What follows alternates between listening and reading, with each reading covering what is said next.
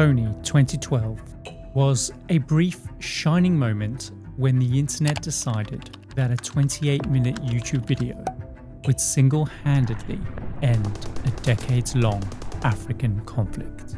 I thought it was something like Fire Festival. It's actually about a guy called Joseph Kony, and basically he takes charge of what's left of the LRA army and turns it into something way darker. He is going to do the unthinkable, and he's going to start raiding nearby villages, abducting children to fight in his army. He literally orders them to kill their parents so they'll be too ashamed to return. Why would they agree to killing their parents? Otherwise they're going to be killed, I guess. That is awful. It's horrendous, Adam. I had no idea it was this dark. But then, as more and more news stations start picking up the story, people start going, hang on, what exactly is this campaign? Because there is no sign of this 30,000 strong child army anywhere. So where are they?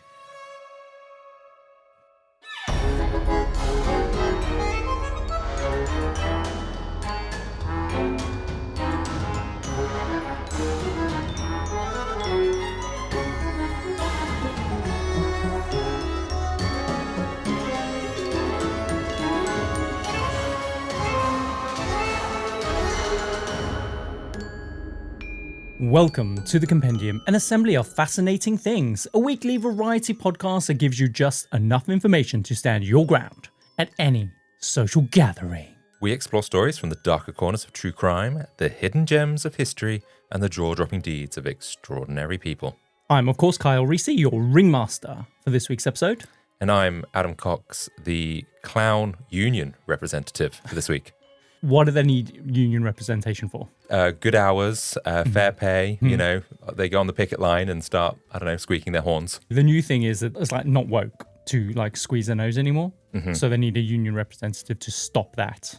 Yeah, well, we want to try and protect, you know, the clowns from being, you know, misappropriately or not appropriately handled.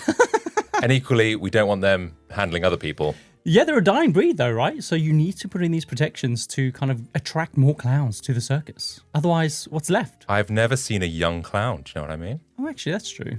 I guess in your mind, though, you always think middle-aged man for clown. You don't really think, oh, young. Can you imagine like a 14-year-old being a clown? Exactly. It's weird. It's creepy. Yeah, so I think maybe when we get to 50, we'll think of a career change and turn into clowns. You are a clown. Okay. Guys, if you're new to the show and you want to support us, then the absolute best way to support us and enjoy exclusive perks is to join us over at Patreon, because signing up is completely free of charge and you will get next week's episode 7 days early. And for as little as $3 a month, which is less than $1 a week, it's just a few cents, you'll become a fellow freak of the show, unlocking our entire back catalogue, including classic episodes such as... Maybe we should keep the silence in.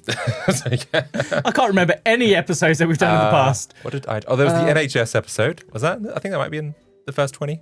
Yeah, that's in the first 20. Yeah. Yes, exactly. So you can definitely enjoy that one. So that was all about how the NHS came to be, from leeches to COVID or something or other. It's a while ago since I've done it, but it's quite good. It is. It was a good one. A lot of nurses like that episode. But I honestly don't think there's any more. I think we only just did one in that season. I can't remember any of the other episodes. I mean, there's like 20 odd episodes. I can remember the Beanie Babies, obviously, because that was our first one ever. Yeah. I guess, do you know what? Don't listen to us. Just go and check it out. Go and check it out, please. And as a special thank you, our Certified Freak tier members now receive an exclusive Compendium keychain. As we keep saying, guys, there are so many of you out there that pay monthly on Patreon, but you haven't sent us a DM with your address. So if you do that, we will send one straight to your door. So we can always be dangling near your Hosenskrit. A Hosenskrit?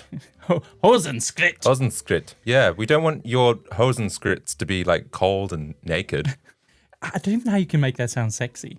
Hosenskrit. I'm going to pound your Hosenskrit. That's too much. It's too much. Kids listen to this show, Adam. And lastly, guys, please follow us on your favorite podcast app and leave us a review. Your support helps us find other people like you who love a good tale of the unexpected. Yes, please. Now that we are back for season 3, we would be so grateful if every one of you who hasn't left us a review yet, do so. Please. Yeah. It will really help boost our numbers. We're on about 580 on Spotify. Well, that's ratings, right? Ratings, yeah. We want reviews, bitch. We want reviews. Well, I'd like us to get to 1,000 on Spotify in this season, and then lots more reviews. I reckon it's possible. If everyone bands together like a proper certified freak family, we can do it. Come on, guys. So, Adam, today on the Compendium, we are diving into an assembly of good intentions weaponized, commodified, and sold in a $30 kit. Do you know what? I'm not even going to bother trying to guess that. Like, that's so ambiguous. What do you mean? All the information you need is right in there. Except about what it's about. That's the whole point. Adam, let's cast our minds back into the Compendium time machine once again. Where we're going. It's rolling. Pulled the lever, it's going, and it's landing on 2012. Okay, that wasn't that long ago. It wasn't. Some might even say, Adam, it was a simpler time for us. We, the world, were right at the cusp of that moment just before social media became the parasite that latched onto our mental health. Mm-hmm. Just before the introduction of those endless scrollable feeds, before likes had attached themselves onto our self-worth. And when Instagram was that even a thing? I think Instagram was a thing by this point, or it was very new. That's when you just had like these really grainy pictures and filters that you'd just post of, I don't know what. You make it sound like a negative. I want that back. Just let it be about photographs of your friends and your mates. None of these reels and, oh my God, just the production and the ads and stuff. It's just bullshit. But by all accounts, it was essentially the calm before the social media storm that we see today. What do you remember of 2012? Well, that was when London hosted the Olympics. Yep. Which we went to. Or the best Olympics in the world. Yeah, we're biased. But yeah. What else happened that year? What were you wearing? Probably nothing. Something slutty. Reveals a bit of nipple. Tiny, tiny, tiny shorts. They say if your shorts do not make you feel like an absolute slut, then they're not short enough. I know. My mum has always said that to me. Every time I left the house. You're no slut of mine. That's the thing, though. You're going to wear like the tiniest shorts ever, and you're going to stop, reflect, and go, I've become my mother. I don't know what else was going on in 2012. Well, I'm going to tell you. Okay. Because I've got a whole thing planned. Because 2012 was the year that Obama, a.k.a. Mac Daddy of the USA, is re-elected to his second term in office. Okay. Yeah, that was good. I miss that man, right? Hurricane Sandy has just devastated huge swathes of the USA. The ongoing repercussions of the Arab Spring is now causing huge instability across the Middle East. It was also the year of the Sandy Hook shootings, which was just really awful. That's when that little primary school was shot up by some awful, awful gunmen. It was also the year that Whitney Houston smoked her last crack pipe. Oh. Yeah. That's not... You made that sound like it was a positive. That's true. Actually, that's really sad. It was also the year that Whitney Houston smoked her last crack pipe. Oh. Was it really? So that was 13 years ago? Yeah. I don't think she died from crack. Apparently, the official reporting is that she drowned in a bathtub after smoking crack. Okay. PSY took the world by storm with their international hit, Gangnam Style. Remember we covered that on the Poop Cruise episode? That's what they were jamming to that year. Yeah.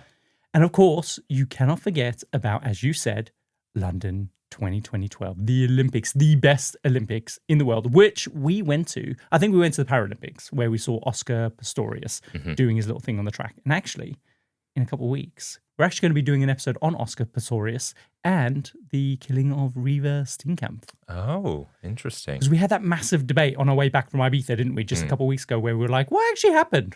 Did he kill her in cold blood? Did he not? Was it a tragic accident? So I went off, done the research, and I'm here to put the facts on the table. Well, I'm pretty sure it was a cold-blooded killing, but we'll find out in a couple of weeks. And also, this was the year that we were jamming to Carly Rae Jepsen, Call Me Maybe. That was 2012? That was 2012, I Adam. feel like it was earlier than that. Do you think? Yeah. I can't, like, it's all a blur in my mind. But it was also the year that Somebody I Used to Know by Gautier was out. You loved that song. Did I? I'm sure you did. Did you not used to serenade me with that song? No. Someone that I used to know. I think that's someone that you used to know. But Adam, 2012 was also the year of Kony 2012. Okay. Do you even know what that was? I've heard it talked about a lot and then I instantly forget it. So This is going to be one of those episodes which I will forget in 24 hours. Well, hopefully this is exactly what happened in this episode, actually. Because for those of you who do not know what Kony 2012 was, in a nutshell, it was a brief, shining moment when the internet decided that a 28-minute YouTube video and a hashtag, along with a $30 action kit, could single-handedly end a decades-long African conflict. Yeah, I definitely don't remember this. Basically, Facebook was just popping off at the time. The hashtag on Twitter was basically king. And as a result, activism had kind of moved online and brought us kind of that peak white savior energy that was really popping off at the time. Do you remember? I can't remember her name. Stacey Dooley. She was kind of off in Africa. She was kind of doing some charity work, and then she was kind of accused of kind of this white savior moment, swooping in at the last minute. Kind of all the cameras there. She gets all the credit when they discount all the work that all these other charities like Oxfam and the Red Cross had kind of been doing in the region. Okay. So it's just kind of like filled with these glossy montages. You see Ugandan kids crying. There's a narrator whispering, "Don't worry, we've got this. We'll save you." Because, Adam, for one surreal week, millions of people across the world genuinely believed that they could stop a war by sharing a single link on the internet. When this 28-minute video dropped on YouTube, it quickly became the first YouTube video to hit 100 million downloads in just a single week, which is obviously something that feels almost meaningless to us today, especially in light of creators like Mr. Beast, who routinely attract 3 times that amount of views in just a matter of hours. But back then, this was a massive deal. And for context, before this video was released, the biggest videos on the internet included the Charlie bit my finger video. Do you remember that one? That cute little kid going, he fucking bit my finger. Did he swear? No, he didn't. But No, it's I for think emphasis. so. Rebecca Black's video, Friday. Do you remember that song? Oh, God. Is that the one where he ended up like producing a record, wasn't it? Yeah. Yeah. It's just some kind of rich, privileged kid from like LA or somewhere. I probably got those facts wrong, but yeah. It is terrible. She just talks about Friday. Oh, no, parents really should have, sent her to college. But in comparison to Kony 2012, there had never been a video on YouTube that had swelled to over 100 million views this fast. I'm talking, Adam, like in less than a week. Other videos obviously had managed to achieve that accolade, but normally it took months, if not years. And as a result of this virality, it gained a huge amount of support and endorsement from some of the world's biggest celebrities. But very quickly, as Kony 2012 took the world by storm, it also quickly fell to pieces as people started asking some serious questions about what was really going on in Uganda at the time. Okay, what was going on in Uganda then? Well, the issue that they were presenting in this video was actually an issue, but it became very clear that they had massively oversimplified a very complicated, decades-long political issue that had been kind of raging through the region for decades, essentially since the 1960s. When they were challenged about this, they literally responded by saying, like, it was oversimplified by design, because essentially the public, they were saying, were just too stupid to understand the full breadth of the issue. That's literally the sum up of what they were saying. Right. So you can imagine you hearing that as the public and going, actually, basically, they're calling us dumb. Mm-hmm. And so naturally, that does not go down very well. But also, this is literally day 2 of the video being released. So this is how soon after Kony 2012 gets released that this backlash starts coming at them. Then questions, Adam, started being asked about where all the money was actually going, which led journalists to uncover connections to several very secretive far-right evangelical Christian organizations who were doing some very, very shady shit in the country and exploiting thousands of Africans across the region. They were basically lobbying to ban the use of condoms at a time when HIV rates in the area were only just starting to fall in the region. They'd rather people die than wear a condom. Christian values! Oh, okay. Basically, they were also calling for the death penalty towards LGBT community members and opposing gay marriage. So they were directly lobbying governments in order to kind of push through this legislation. But on top of that, it also got discovered that they had links to organizations that were exploiting farmers for cheap cotton picking labor as well in the regions. So it's not good. And the thing is, though, it's not like all of this came out months and months after this video had kind of gone viral. We're talking day 2, day 3, day 4, and it continued on until basically it all came to a crashing halt.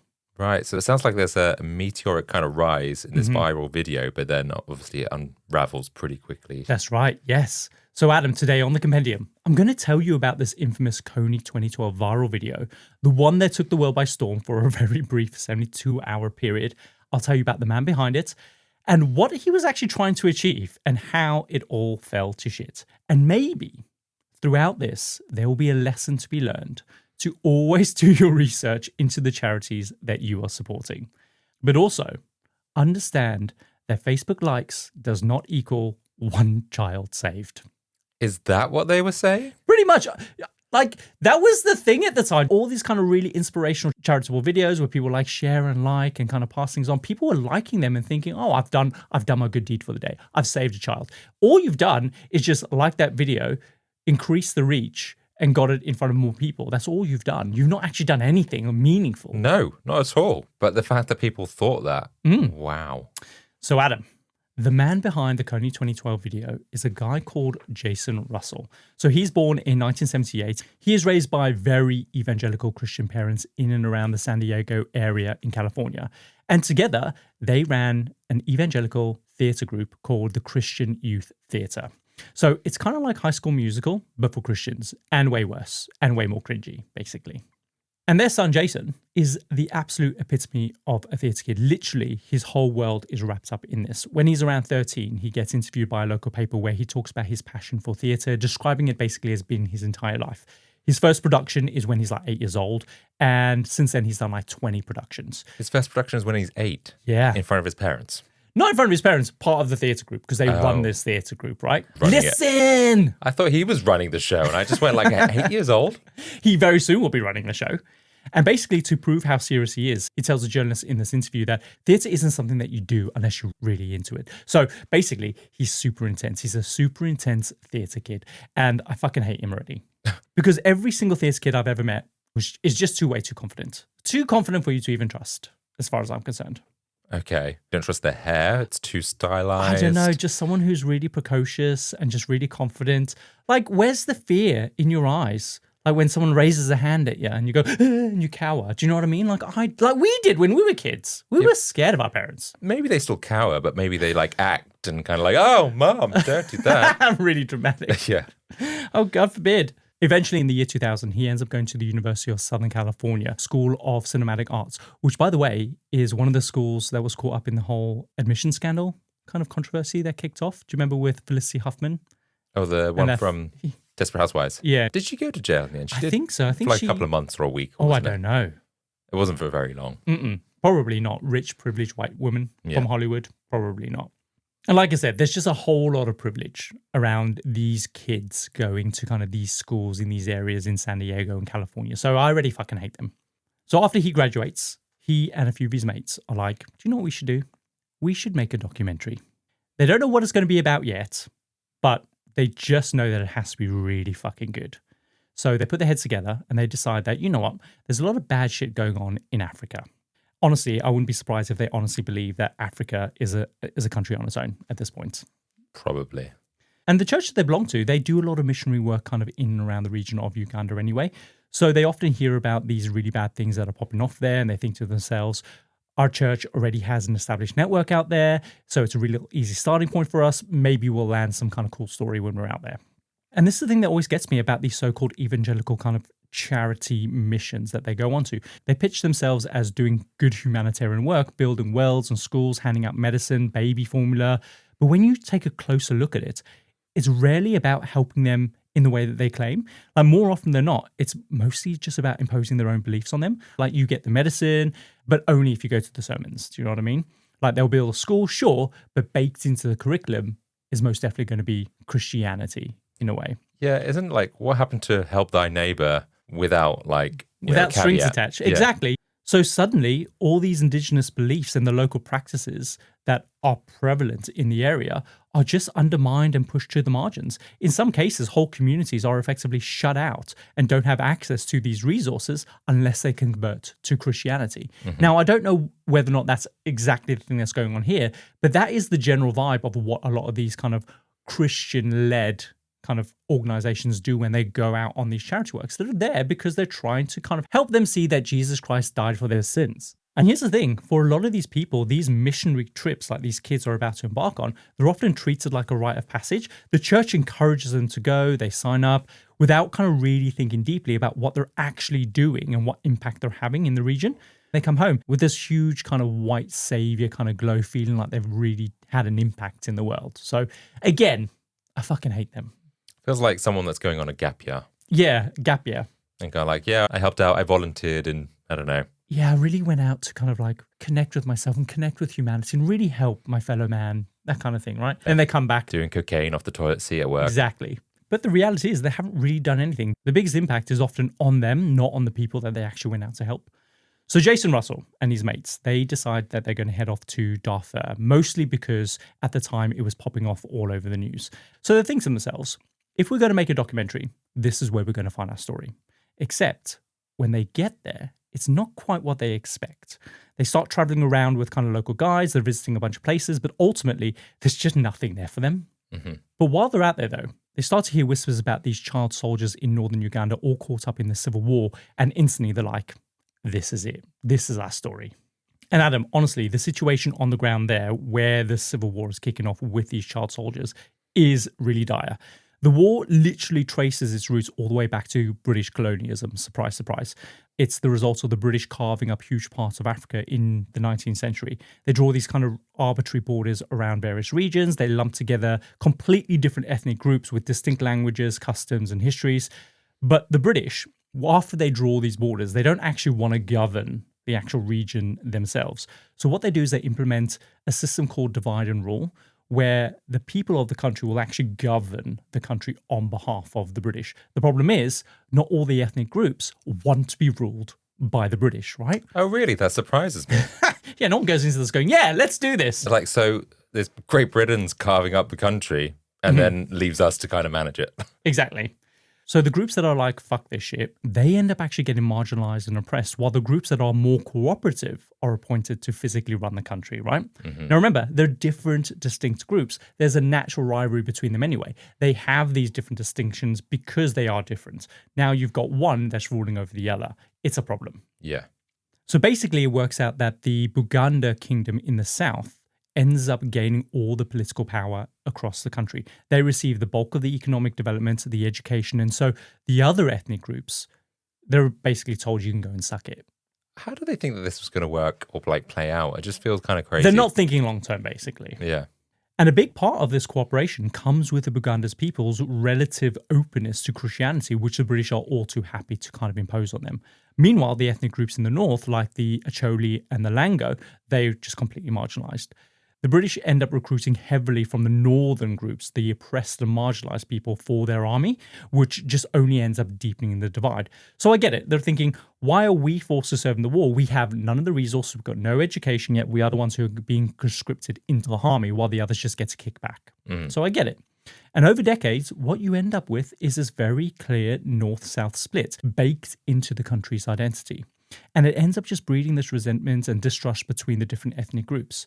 So by the time Uganda gains independence in 1962, you've got a political system literally designed to pit ethnic groups off against each other. So from here, fast forward a couple decades, and surprise, surprise, the whole thing explodes into various coups and insurgencies. And by the 1980s, it's literally all-out civil war across the entire country, right? It's dire. It's only going to get worse. So if Great Britain didn't do this before, how would have things played out? Would it have been better? Would it have been worse? I can tell you now that if the British hadn't come in and carved up, because remember, they didn't go in and claim Uganda and, well, the region and call it Uganda. They were given it as part of a treaty, right? All the different countries around Europe were like, Africa, we can now get there. Let's go in and divide it up and take it. And they were like, we want this bit. We want this bit. Oh, we want this section here. And part of that dividing up, the British got the region that we now know as Uganda. So I don't think it would have mattered if the British got Uganda. If any one of the other Europeans had got it, they would have caused a shitstorm. The only one who got the least was probably Germany, because around about this time, they lost a lot of their territory in Africa after the war. Sure. Yeah, I just kind of think, well, maybe Europe should have been involved. But obviously, that's another story. This is what's happened, and this is where we're at. Exactly. These are the facts. So then in 1986, a guy called Yauri Museveni, I believe I pronounced that correctly. You know, this is the Compendium. I mean, I don't know any different at this point. Basically, he comes to power after leading a guerrilla war in the south. He basically wants to ensure that there's no political opposition against him, which leads him to forcibly relocate hundreds of thousands of people into what is essentially protected camps, concentration camps. Wow. This is designed to basically prevent large amounts of people being able to assemble and rise up against him. The camps, Adam, they're atrocious. They're overcrowded. There's disease everywhere. People are literally starving. Dissidents are tortured and killed. It's basically an outright genocide against the Acholi people who are living in the north. It's awful. It's out of all of this that various rebel movements start to spring up. The first of these, and the most prominent, is a group called the Holy Spirit Movement, headed by a woman called Alice Kwena. The whole thing is that they are a divine mystical rebellion that is literally being led by spirits that routinely possess her and tell her what she needs to do in order to overthrow kind of the government and prevent this genocide from kind of happening. What are they telling her to do?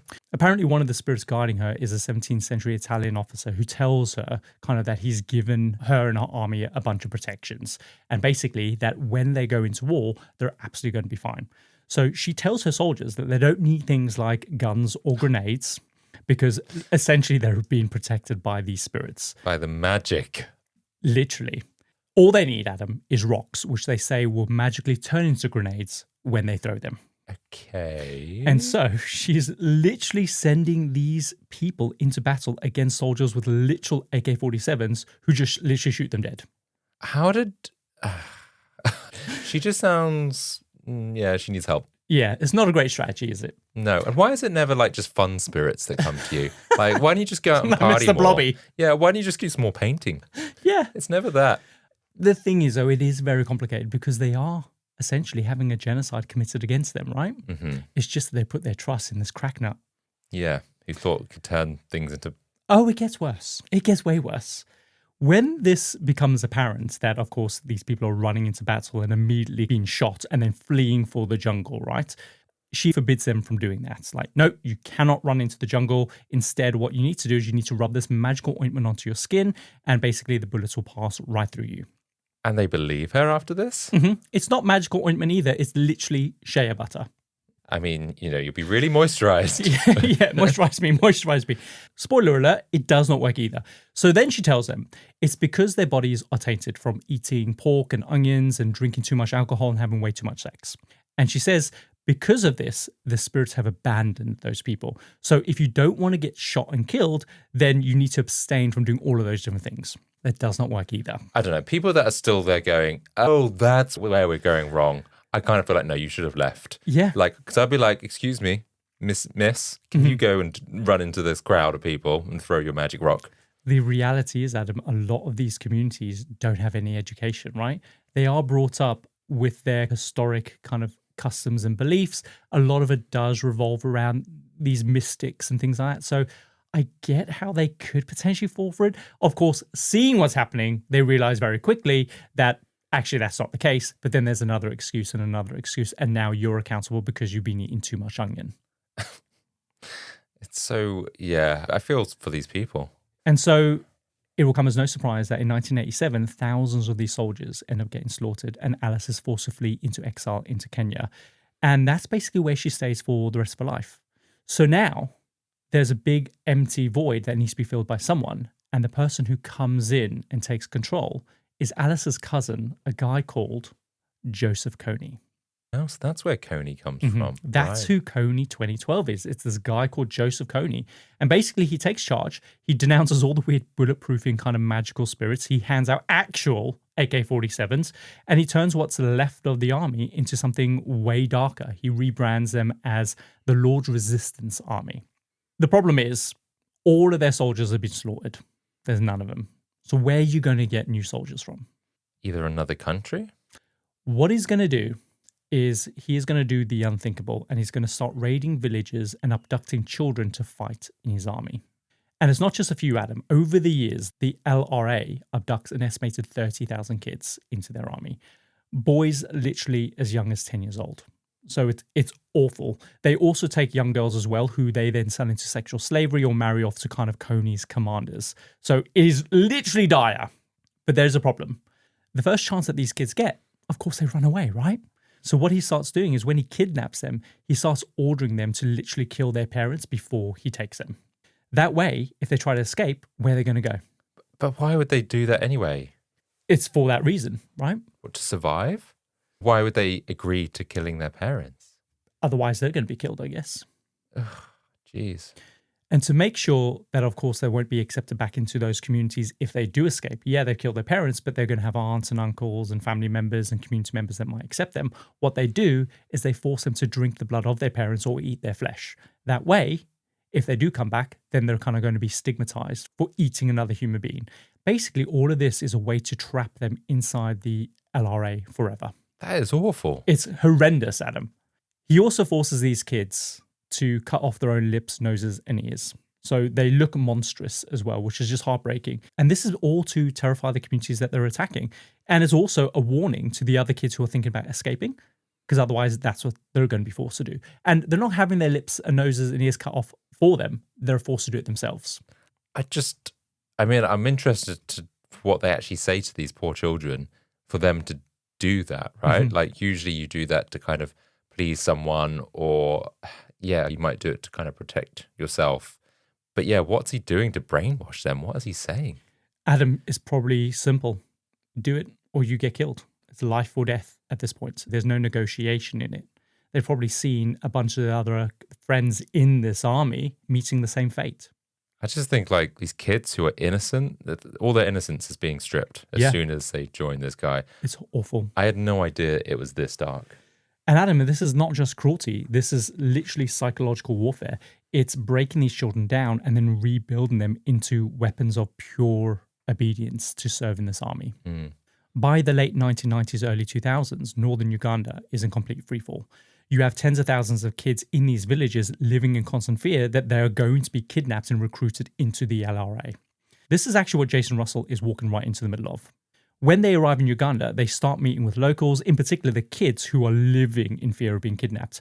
When they arrive, they also notice that every evening just before sunset, there is this wave of kids from the surrounding villages that start embarking on this daily miles-long walk to the nearest city of Gulu.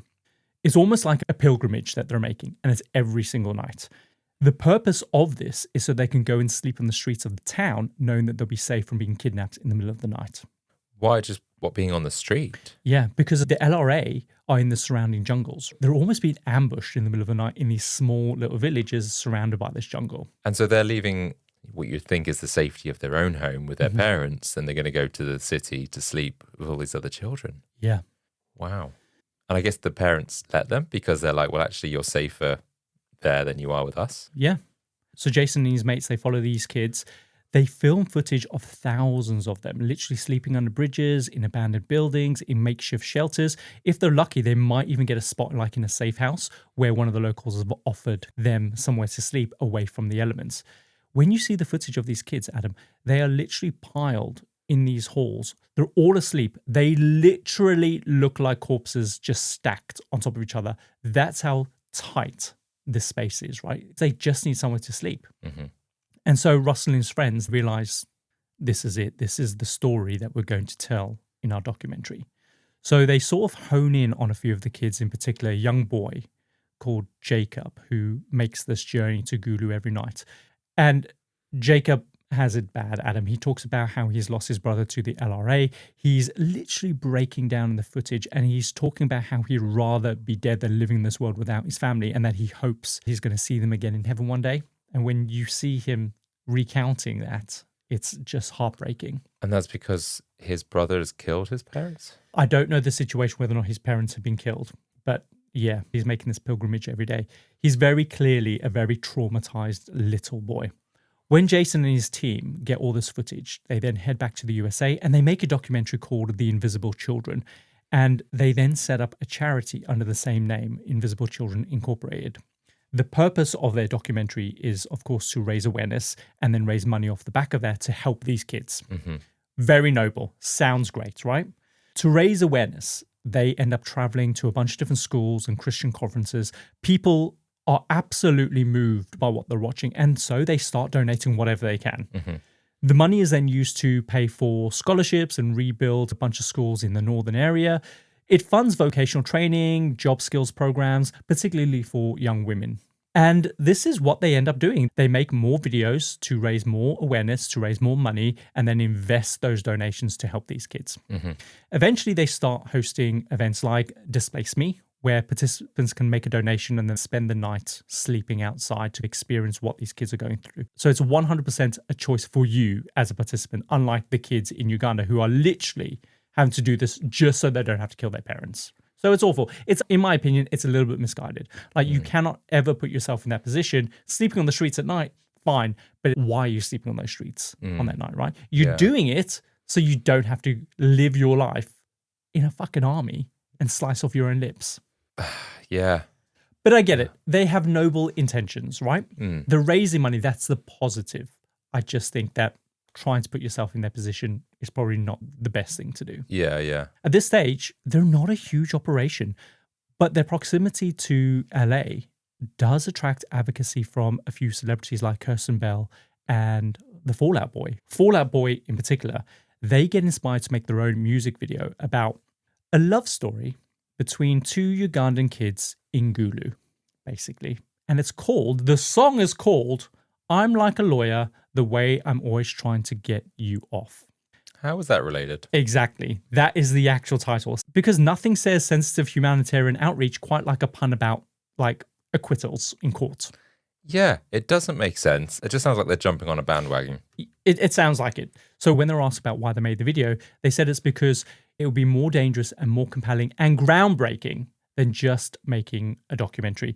The fact that they call it groundbreaking, like, for what reason? All you're doing is making a video for Western audiences. Yeah. Do you know what I mean? You're just promoting a song. And yeah, okay, fair enough, there might be some awareness to it, but it doesn't sound that genuine. And this is at that peak time in the lead up to 2012 where Facebook is popping off. People are kind of seeing these kind of inspirational kind of charitable videos. They're sharing them, they're liking them. And this is where that mentality comes in, like, oh, I'm doing my part by simply liking it or kind of showing sympathy towards I'm showing support. A plight. Exactly. Yeah. I liked Fall Out Boy, but now I don't know if I do. When journalists ask, have you ever seen a love story between Ugandan people? They're just like, oh, no.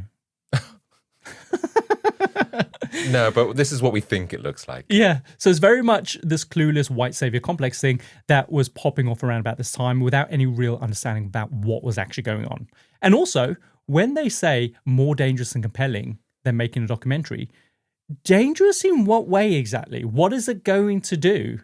There's no initiative behind the video. Yeah, you're not like at risk of your life or anything like that. If anything, you're just, I don't know, maybe you've got some bad chicken sandwiches for the crew that you put out. That's not anything. Exactly. Apparently they said that they shot the video in Uganda because it would be cheaper. That way they could donate whatever was left over to causes in Uganda through the charity Invisible Children. Right? Okay. So the methods are mental. The intentions are noble. They're getting some cash, and that's going to apparently these good causes. So basically, this is the peak period where we see the rise of digital gestures being conflated with actual activism, right? You're not actually doing anything. Don't fucking like a video. It doesn't do anything. Like, one like does not equal one saved child. It's literally worse than thoughts and prayers. Oh, there's been another shooting in a school and like 40 kids have been killed. Thoughts and prayers. Fuck you. Does nothing. Ban the fucking guns. Do you know what I mean? Yeah, take some action. So the Invisible Children start making a bunch of videos to raise awareness and then raise money. Their content, Adam, it's very much a choice. They're all evangelical kind of theatre kids. So imagine High School Musical with a lot of Jesus, but also they're starting out at this point. So it's very much low budget, right? They're a charity. Their main targets are high schoolers and middle schoolers. And in one of their videos, it's literally them at a high school trying to talk to these kids about Kony. And it's clear that none of the kids care, right? It's all orchestrated video. They're just kind of sitting in there, their arms are crossed, they're rolling their eyes. It's just kind of white kids kind of booing at them, like, we don't want to know about activism. We don't know who Kony is. Screw these Ugandan kids, basically, is that kind of vibe. They'd all just much rather be in math class, which says a lot. So you see Jason and two other guys in the video. They don't know what to do. They can't hold the kids' attention. So they huddle together in the gymnasium, and they're like, dude, what are we going to do? These kids just don't get it, man. And Jason turns to the others and goes, let's just do what we always do. Dance! You can always solve a problem with dance. Literally! So they go into full NSYNC mode. They start breaking out into song, doing a dance, the corniest lyrics you've ever heard. I don't know if I should sing it or if I should play the video. I don't know. If you sing it, what we... Okay, I'll try sing it. It goes, we're on a mission for Uganda deep inside your mind. All the kids in the background are just kind of laughing and pointing at this point. They then sing, it needs attention and a dance to make you sparkle and shine. Oh my God. And then suddenly, all the kids at that moment, on that line, sparkle and shine, they start nodding and agreeing. Yeah. You're right. This man is speaking through song. Our language. Yeah. It's a total 180 at this point. The kids are like, yep, that's all we need to care about these poor, crummy kids in Uganda. And then Adam. It just goes on from there, and they just all burst into song. It's like a High School Musical skit, basically. It's 100% in earnest. This is not satire at all. Like, they are serious. And this is what they're doing, basically. They're going around America, touring these schools, raising awareness, raising money, which people assume is going straight back to these Ugandan kids in Africa. Right, sure. Okay, sounds noble on the surface of things. Mm-hmm. Did you not pick up what I said? People assume is going straight to the kids in Uganda. Well, how are they selling it? Are they saying, like, we're giving back, we're helping these causes? Or what's the narrative here? We're going to get to that because all of this starts in 2024. This is the main way that these kids have been supporting themselves for the last 8 years, raising money to raise awareness, keeping a little back to support themselves. They are literally qualified for nothing else. They are just theatre kids. So some might say, it'd be a fucking shame if the war in Uganda ended, right? Because then what are they going to do? Mm-hmm. So on the 5th of March, 2012, Invisible Children released a video. It is completely the opposite of the High School Musical style video that they made in the past. This time it's cinematic, it's bold, it's really emotional. It is a masterpiece, Adam. It is very well made. It genuinely pulls on your heartstrings. But here's the thing. The video itself isn't really centered around these kids in Uganda and their plight. Instead, it's centered around Jason himself and his 4-year-old son, Gavin, who by all accounts is a very, very cute, very smart, very precocious little boy who loves using special effects to blow people's asses up that he films walking through the supermarket in a very white suburban area. Hang on. So he's got a son called Gavin. Mm-hmm. How old is he? 4. And what year is this? 2012. No one has any business naming a child Gavin in this dawn of time. It might be a family name. Remember, they're Christians. Might be an old family name. I'm sorry. There should not be a Gavin, someone named Gavin this side of the millennium. Blowing up people's asses in supermarkets. That's also bad. So the video opens up, Adam, with a shot of planet Earth rotating in space. It's very dramatic music in the background. The first message on screen is, the next 27 minutes are an experiment, proving that social media and the connected public can change the world. Translation, stick around, buckaroos, because you're about to save the planet from your laptop. Well, that sounds convenient. Yeah, very convenient. Jason Russell then introduces himself through this home kind of video. He's at Gavin's birth with his wife in hospital. Jason whispers, "Hi, Gavin, we've been waiting for you." It is really sweet. So the setup is essentially, now that I have a son, he wants a safer world for Gavin. And the next 25 minutes left in this video is going to explain why that matters. Then there's a smash cut to northern Uganda in the early 2000s. The footage is super shaky. You see kids sleeping on floors, crammed into bus stations, walking miles and miles every night, all trying to avoid being abducted by the LRA, as we explained. It's really harrowing. Next, we then meet Jacob, who is one of the kids who makes this pilgrimage every night. And he tells Jason that his brother has been killed, trying to escape the LRA, and how he's alone, terrified, and he'd much rather die than live like this. And Jason listens, he's visibly gutted, and that's the turning point for Jason, where he promises Jacob that he's going to do everything that he can to stop Kony and put an end to this war. Then we skip back to Gavin, and Jason asks, "What do you think Daddy does for a living?" And Gavin is like, bless him, he goes, "You stop bad guys from being mean." And Jason smiles, and he's like, "That's right. Do you know who the bad guys are?" And Gavin goes, "The Star Wars people?" So he's very, very, very cute. So Jason shows him a picture of Kony and explains how he steals kids and he forces them into these wars. And Gavin is like, oh no. And then cues a montage of Kony. There's mugshots, there's maps, there's numbers flashing across the screen. Over 30,000 kids abducted. There's footage of villages literally being torched and families being murdered. The narration is deliberately simple. The footage is deliberately shocking. And then Jason says that Joseph Kony is actually the world's #1 most wanted war criminal, which he is. If you go to the International Criminal Court in The Hague and you see their list of the most wanted, he is still #1. And yet, nobody knows his name. So he's #1, but nobody would ever say, yeah, I know who Kony is. He's the #1 most wanted criminal in the world. Yeah, I don't know even if I know what he looks like, to be honest. So that's a picture of him. Oh, so that's what he looks like. Very greasy guy. Yeah, I don't think I've ever seen a photo of him in life. That's crazy considering such a criminal he is and notorious. That's the point of this video, is that he is this awful, awful guy. He's the #1 most wanted criminal on the planet, yet nobody knows who he is, right? And so Jason is like, we need to make Kony famous so that everyone knows who this guy is. He says that in the age of Facebook, awareness is power. Politicians only care about what people vote for. Voters only care about what they see on their news feeds. And so if we flood the internet, if we make Kony as famous as Justin Bieber, politicians will have no choice but to act. That makes sense to me. It does. I don't know if I'd say famous is the right way you need to make him, but we need to spread the word. Well, yeah, it's the same thing. I think he's maybe using very simplistic kind of language. Yeah. So then in the video, there's a montage of global activism kind of rising up, rallies and things like that. You see kids literally crying and chanting, fists raised in the air. You see shots from London to Sydney to New York, all interspersed with this really upbeat, inspirational music of people taking action. It's really hyping you up at this point.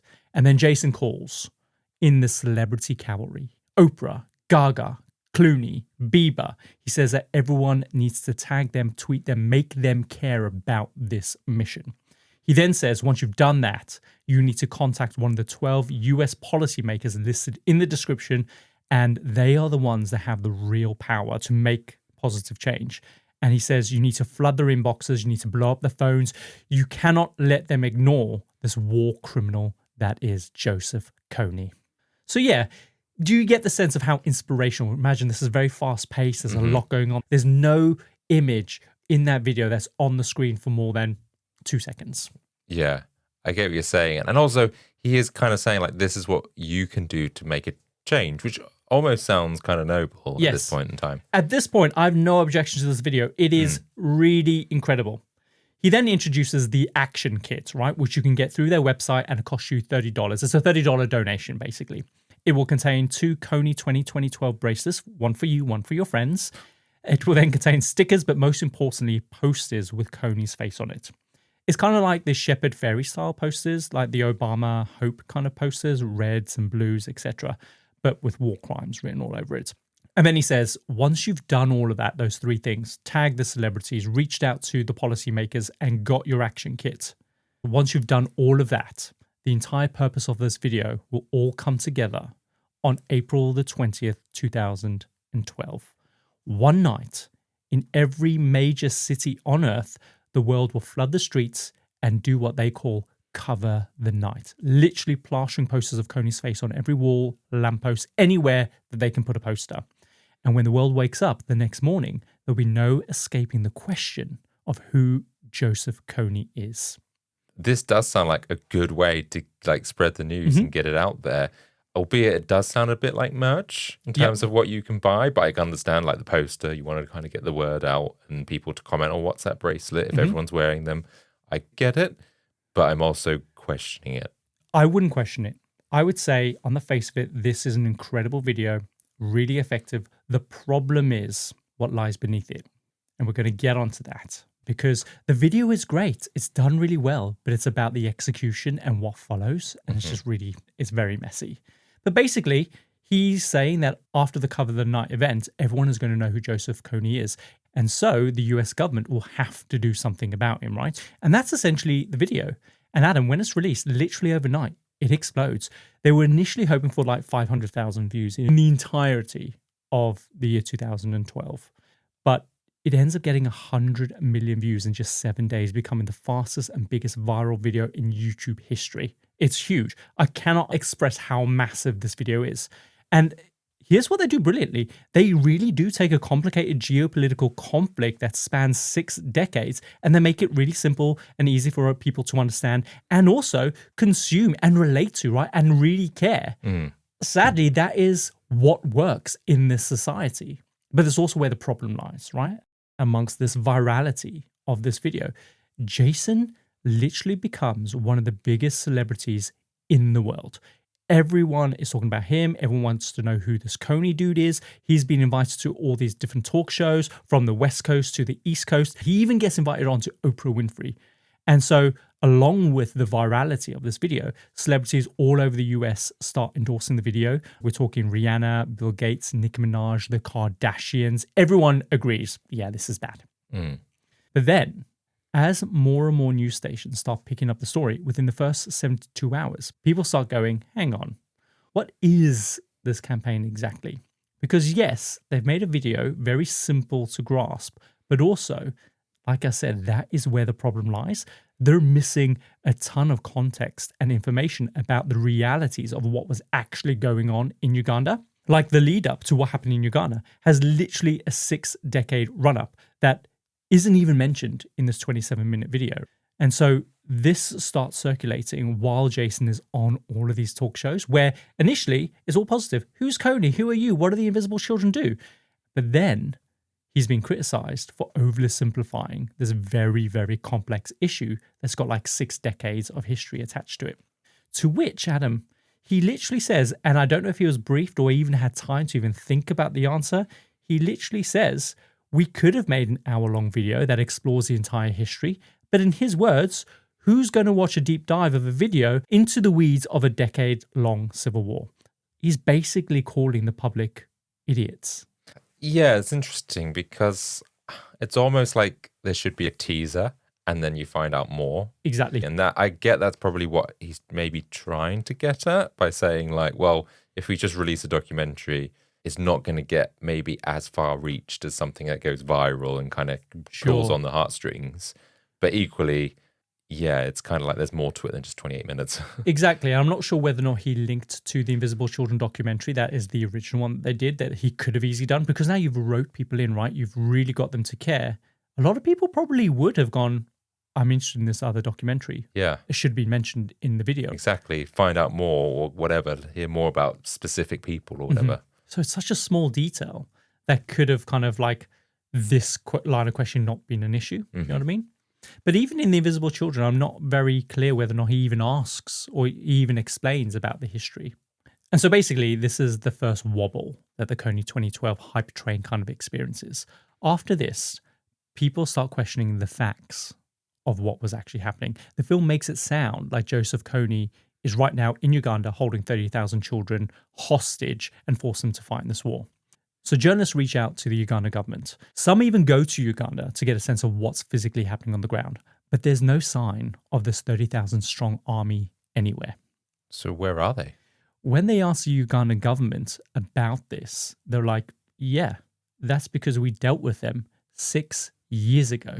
They say, we exiled him from the country. He's not even in Uganda anymore. They then explain that yes, there are reports of 30,000 kids being kidnapped, but that's over decades. The total numbers at any one point at their peak was just a few thousand. Well, that's still bad, but yeah, fair enough. Today, their numbers are at best like 700.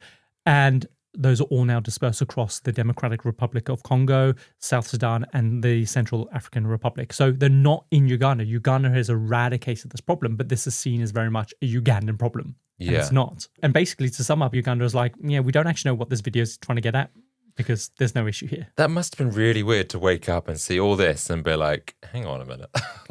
What is this noise and going on? So he'd already been dealt with 6 years ago. He's still alive, by the way. He's ousted from the country. Yeah. Fine. And I guess some maybe children found their way back or whatever.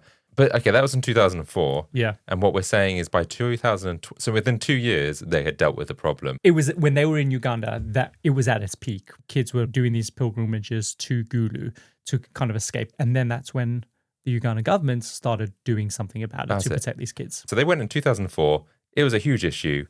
And they'd never thought during that time between 2004 and 2012 just to go, like, check in, just to see how things are. What's the latest figures? Do you know what? They probably did, but this is how they make the money, right?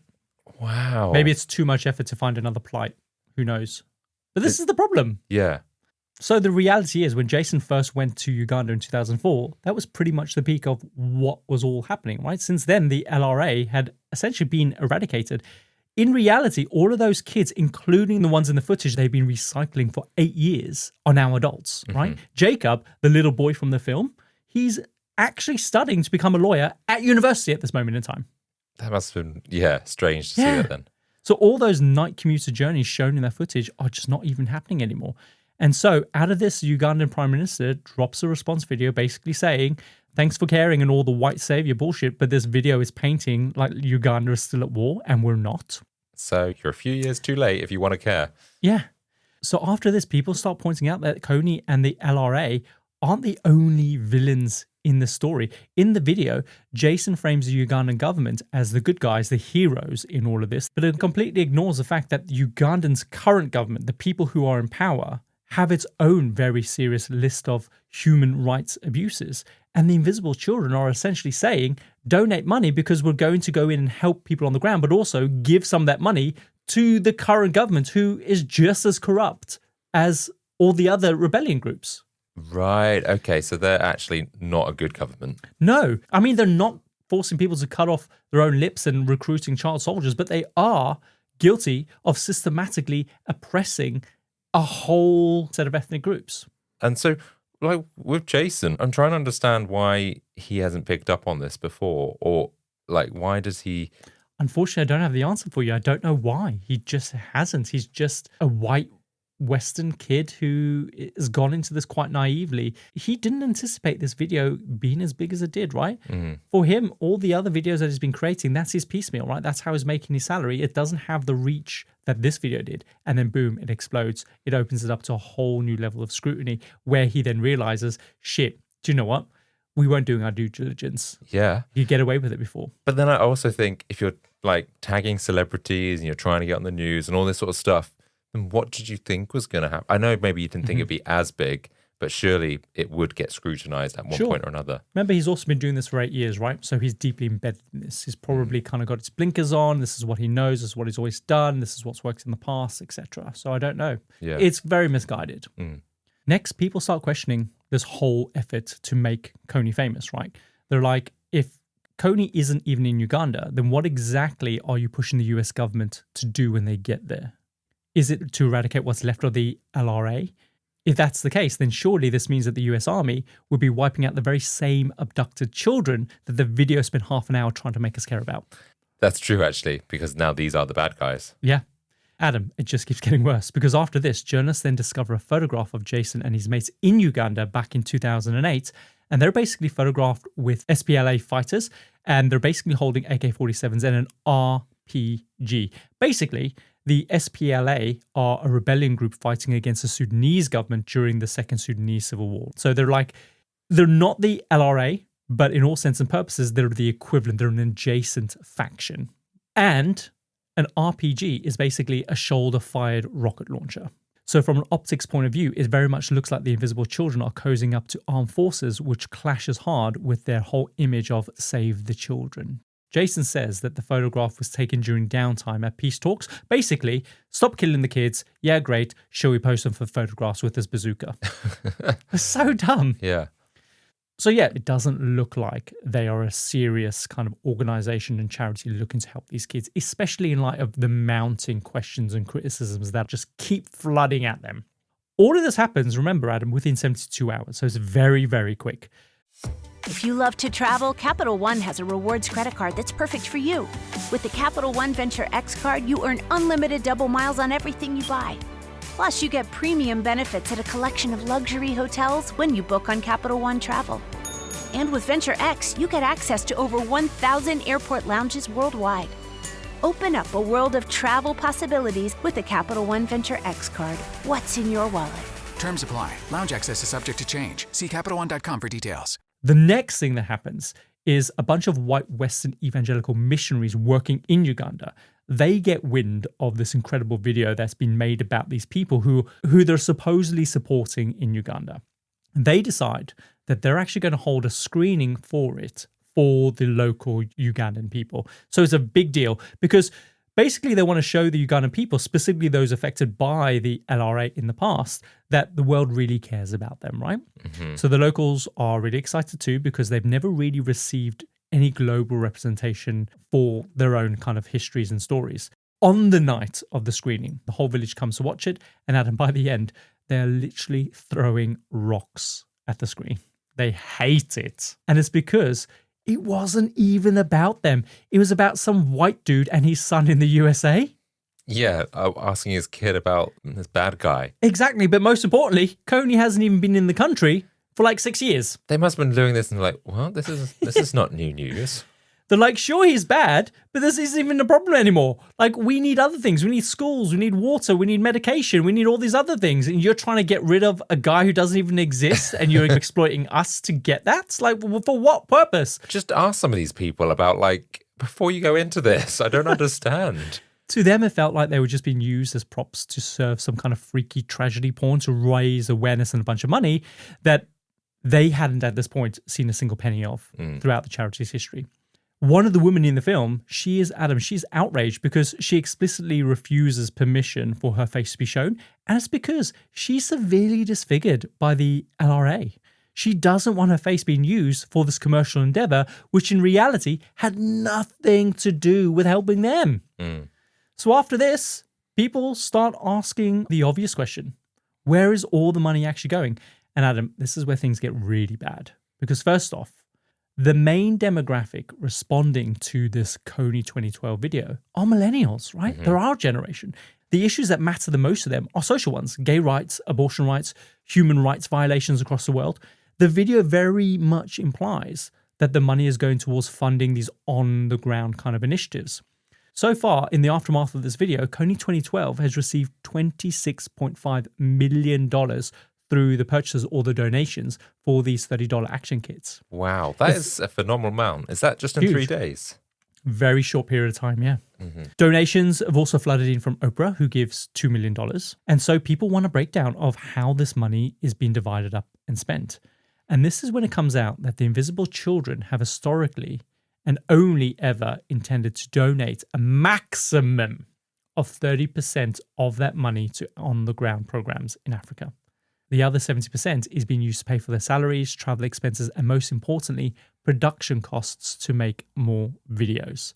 Basically, they're making these videos to raise awareness, to raise money, to make more videos, to raise more awareness, to raise more money. Essentially, their entire model is just this feedback loop of videos for awareness for money. I mean, obviously, they've got to pay that. I understand that, but the split doesn't sound right. I don't know what the split should be, but 70-30 doesn't sound right. Doesn't seem right, does it?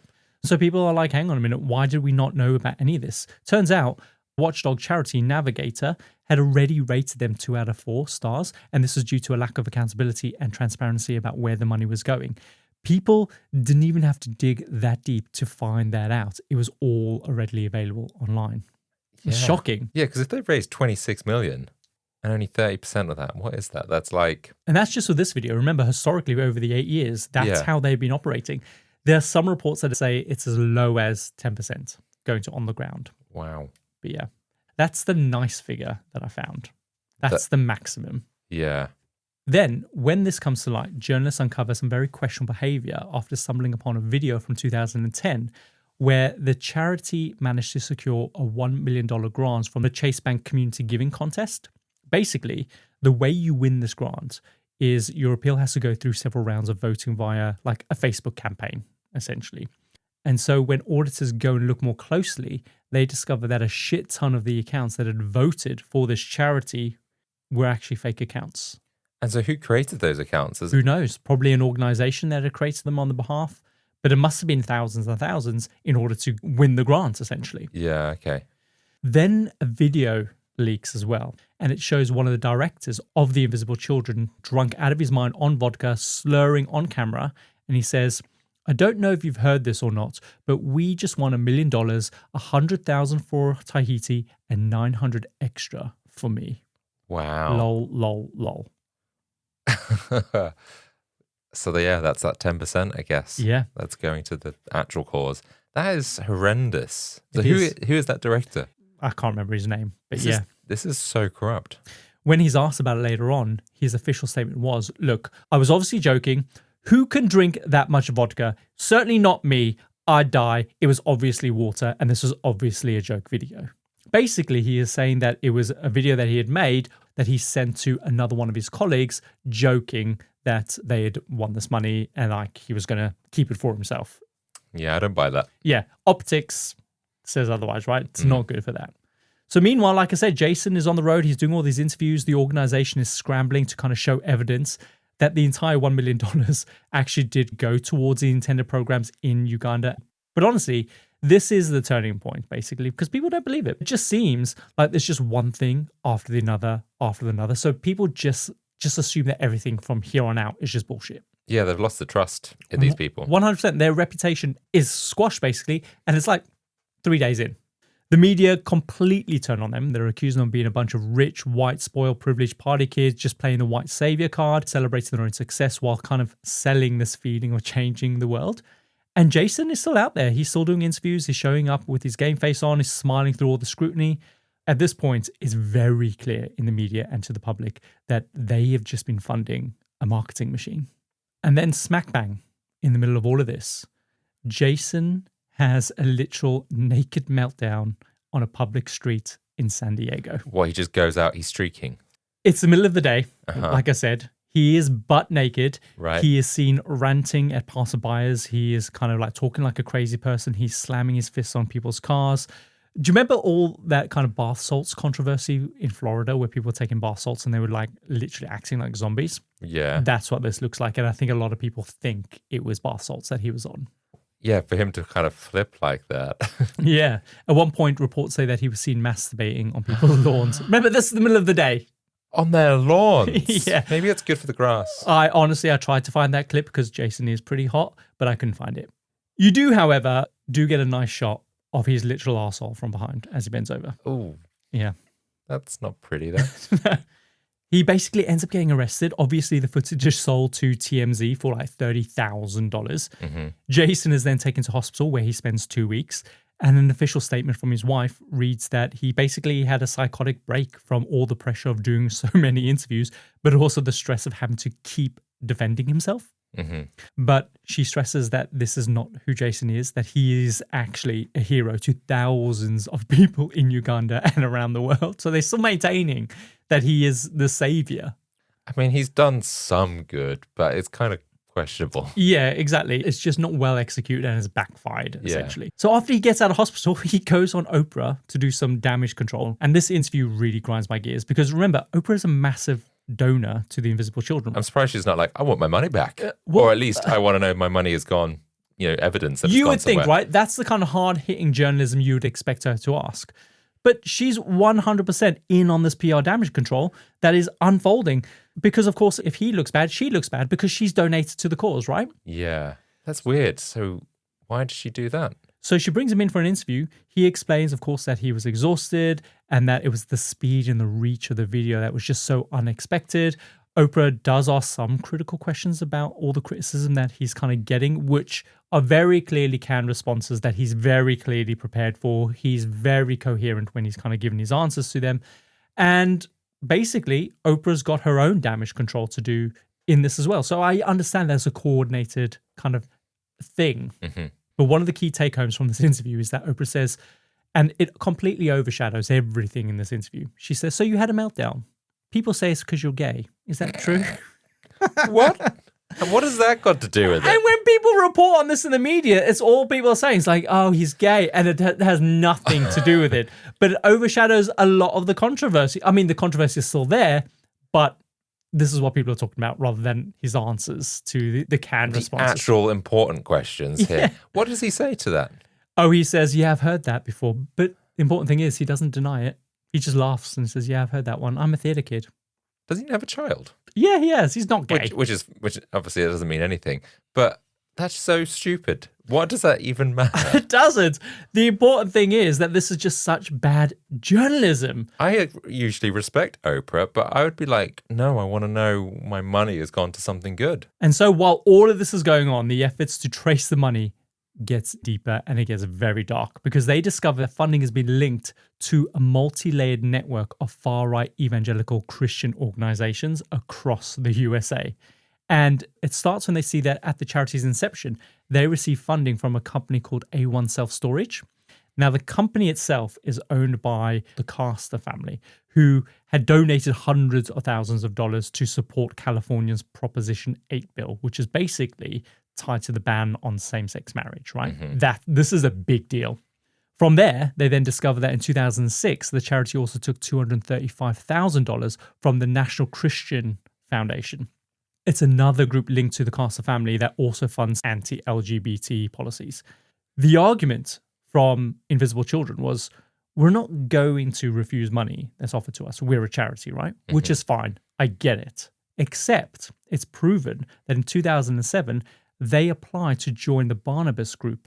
And when you fill out your application, you have to kind of say, what is your organization about? And in that application, they describe themselves as a ministry themselves, saying that they're on a mission to reach the American youth under evangelical values, which of course would include anti-LGBT bullshit, right? Yeah. So they're just as bad as these other people that they're trying to kind of say, well, we're not going to reject their money, but this proves that they're exactly the same. And surely, even if they are doing this just to get the money, which I'm not sure I buy, they've got to do something in order to give back, right? In order to receive that money, in order to promote these values. But the thing is, though, think what this looks like from an optics point of view, right? They're saying publicly we're not associated with these organizations. They're insisting that they were a secular organization. So sure, you could argue that because Invisible Children was made up of a younger generation of evangelicals, that maybe their values were a little more progressive, right? Sure. But here's the problem. All of the on-the-ground efforts that they had facilitated were being facilitated through another very secretive evangelical network called The Family. So the resources that they were facilitating through the Invisible Children always came with strings attached. Building schools meant that Christianity was always baked into the curriculum. If you refuse a faith, then no education for you. Worse still, it's also documented that the family were actively lobbying the Ugandan MPs to push through anti-LGBT legislation, proposing life sentences and the death penalty for homosexuality. There's some serious backhand bullshit going on here. They're presenting themselves one way publicly while quietly pushing kind of an evangelical agenda behind the scenes. And in response to this, the Invisible Children claim plausible deniability, saying that they have no idea that any of this was going on. Except again, in 2005, there's a video showing Jason speaking at a Christian conference where he literally describes Invisible Children as Trojan horses, saying we are able to be the Trojan horse going into the secular realm and saying, guess what? Life is about orphans and it's about oppression, and that's God's heart. Translation, we'll help you if you let us force Christianity onto you and our values. Yeah, it comes with a condition, essentially. We'll help you so long as we can impart our values and you do as we say. Exactly, our agenda. So it just doesn't look good for them, does it? No. At this point, all they can do is just mostly post statements saying that they're not anti-LGBT, they're not affiliated with any of these religious organizations. While that's happening, they quietly go ahead and delete all the religious aspects and FAQs and citations on their website just to get rid of them, just to kind of hide the fact that actually they're deeply embedded in all of that. Yeah, it's like I'm trying to work out if they are. Part of me thought maybe they were just being naive, like they were with everything else, but it sounds like, no, actually there was something deeper under what they were doing. Before the war, cotton was one of Uganda's biggest exports in the country. But when the war came, the industry basically was completely destroyed. When the Invisible Children came back to Uganda, much of their work involved helping the industry recover. On the surface, this sounds really positive, but it turns out that the Invisible Children had partnered with a for-profit clothing company called Apollo Global. And again, they have deep religious ties to the family. And their goal is basically to reestablish the cotton industry with Apollo Global firmly in control of the production, which allows them to then exploit workers to access cheaper cotton. So it's just bullshit. It's just exploitation disguised as doing good. And so after everything, the entire crescendo of the Kony 2012 video was meant to culminate in one single night, April the 20th, 2012. Remember, that was the big night where thousands of people around the world were supposed to hit the streets, plaster posters of Kony's face all over lampposts, walls and billboards, etc. And by sunrise, the whole planet was supposed to wake up knowing who Joseph Kony was, basically. So this is meant to be their moment, except, Adam, it wasn't. When the evening of the 20th of April arrives, barely anyone shows up. Well, most people know at this point who he is, right? The answer is kind of already been solved. Remember, they'd sold 500,000 kits. It's a huge amount. They've had like tens of thousands of people RSVPing on Facebook groups saying that they'll be attending on that night. In Vancouver, they had 21,000 people said that they were coming to the Cover a Night event. Only 17 people showed up. Wow. Yeah. So across the globe, it's exactly the same thing. Just empty streets, boxes of unused posters. The entire Cover the Night movement just fizzles out. It's just so embarrassing. Yeah, well, you know, they've shown their true colors. They're not a company or a foundation that can be trusted. And also, what they're trying to solve is kind of solved. Yeah, why would you go? And so what happened with Kony? Did they catch him after this? A simple answer is no, basically. Like, the campaign itself does result in a ton of people sending in kind of texts and messages and emails to the legislators in the USA, right? So they have to do something. It's like the change.org kind of petitions. If it gets enough responses, then the government have to at least discuss it in the House of Commons, right? Sure. It's a similar kind of thing, but it's all just on paper, right? Because the reality is Kony was no longer an immediate threat. And B, he wasn't even in Uganda. So the question is, if the US government did do anything, what is it that they were supposed to do anyway? Yeah, I don't know, go find him, put him in prison. But then if Uganda wasn't bothered about that. No, 700 people is not really a force that's an imminent threat to anyone. Yes, what he does is really bad. Yes, he's a terrible person. Yes, he's number one on the warlords kind of list of most wanted, but he's not an active threat right now, when the rest of the world and the US government are dealing with active threats that are taking place right now. Sure. If they find him, they find him. Yes, they'll try him and it'll be a great day. But they're not actively going to try and put a stop to him because there's no threat there. And so instead, what the US government are forced to do is come up with a compromise. The US Senate's pass a resolution who basically condemn Kony and say that we're going to support ongoing efforts to dismantle the LRA. In practice, all this meant was that the US government were going to expand a small deployment of special forces already in the region, and I quote, just be on the lookout for Kony in case he stumbles out the jungle. Okay, that feels very, I don't know, not that thorough. In other words, they responded just enough to be seen to be doing something without actually kind of launching a full-out war to try and find this guy. But then, Adam, the US government, they officially announced that they were shutting down the entire operation because the reality is, like I said, he's not a threat. Do we know anything that's happened to him now, or that's it? He's kind of just a faded? Still out there. Yeah, he's still going. One of the most bizarre side quests of all of this actually comes from the chief prosecutor of the International Criminal Court back in The Hague. Remember, he's the reason why Kony was number one on the most wanted list, even though he was no longer an active threat. So he sees the massive traction that Kony 2012 is getting, and he thinks to himself, if the US government goes in and gets Kony, he will be the one who will lead the prosecution against him for war crimes, right? And frankly, he's basically really keen on getting the spotlight on him, so he wants this to be a success. We don't actually find this out until 2017 when a bunch of emails get leaked. But while all of this Kony stuff is kicking off, he realizes very quickly that the US government aren't actually going to go ahead and do anything. So he decides that he's going to kind of hatch a plan of his own to try and catch Kony. And that plan involves none other than Angelina Jolie and Brad Pitt. Like a A-list power couple. Yeah. How are they going to take down Kony? Basically, the plan is for Angelina Jolie and Brad Pitt to go to Uganda, where, just a reminder, Kony isn't even living anymore. And they're going to reach out to Kony's people and arrange a dinner date. The thinking is, basically, why wouldn't Kony accept a dinner invite from Angelina Jolie and Brad Pitt? I think it'd be suspicious. Yeah, like, what's going on here? I mean, maybe they have one thing in common, and that's collecting kids. But at this dinner, the idea is that the International Criminal Court would ambush Kony and then they would arrest him, right? And then this guy, this criminal court guy, would then get his moment in the spotlight. And did they ever actually say yes to this? Yes. It comes crashing down because of another person, another celebrity, George Clooney. Because he wants to do it instead. No, but... Well, so this guy is so confident the plan is going to work. So he goes to George Clooney and asks whether or not they can use his satellites. Yes, satellites. Apparently, George Clooney had co-founded a satellite program called the Sentinel Project, which basically monitors human rights violations around the world. I didn't know that, did you? No. Incredible. Basically, this criminal courts guy, he wants to use George Clooney's satellites to be able to zoom in on where Kony was hiding so that Brad and Angelina could go off and do their thing. In the end, George is like, basically, lol, no, none of you have a grasp of the situation. For one, he isn't even in Uganda.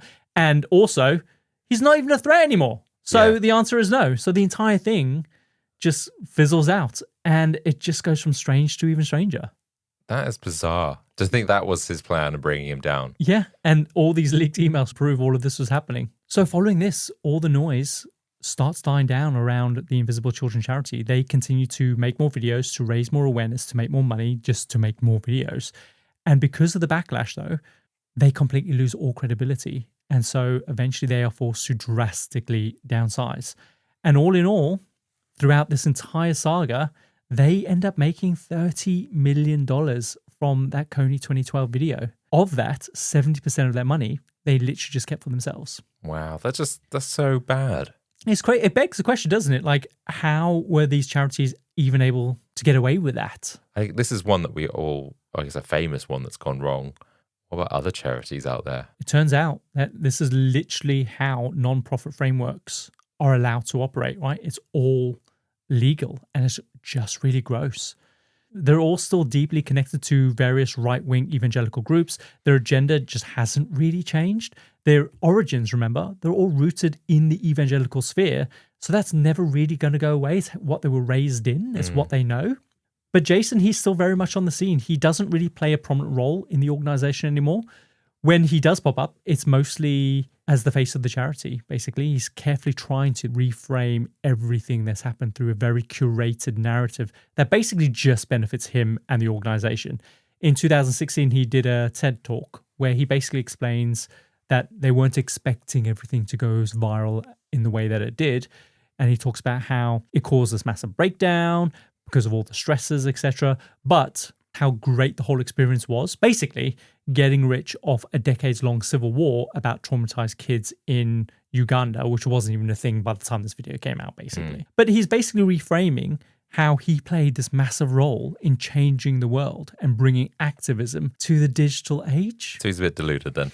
He's deluded. I think it's important that he tries to reframe and reclaim the narrative of what is essentially a really embarrassing week of his life. Yeah, I mean, I guess he's always set like a bit of a blueprint on how to create a viral video. Correct. And if that's what he's kind of latching onto, then fine. But yeah, he hasn't really done any good. You should just say that then. Do you know what I mean? Because what he did create was incredible. It's just he didn't have the substance behind it. He didn't have all his ducks in a row before this blew up. Yeah, basically. If he found an actual genuine cause that was current at the time, this would have been great. Exactly. Minus obviously keeping 70% of the money.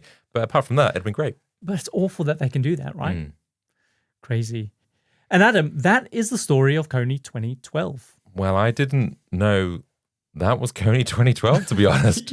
I had no idea. I thought it was something like Fire Festival, if I was honest. Which we should do an episode on. But yeah, I thought it was just like something like that. I didn't realize it was down to an outdated war and corrupt charities. Mental. Yeah.